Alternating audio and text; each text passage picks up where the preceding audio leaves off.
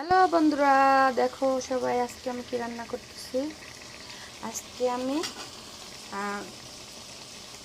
কুমড়া শাক দিয়া আর পেঁপে দিয়ে রান্না করতেছি। পেঁপে আর কুমড়া শাক, এই যে পেঁপে আর কুমড়া শাক দিয়ে রান্না করতেছি। নিরামিষ পেঁপে আর কুমড়া শাক নিরামিষ রান্না করতেছি।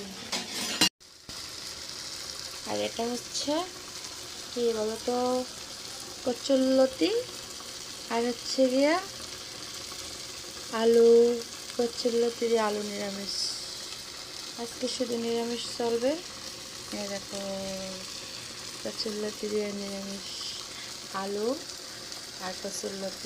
আর এটা হচ্ছে পেঁপে কুমড়া শাক, পেঁপে দিয়ে কুমড়া শাক রান্না করতেছি নিরামিষ। কি মজা!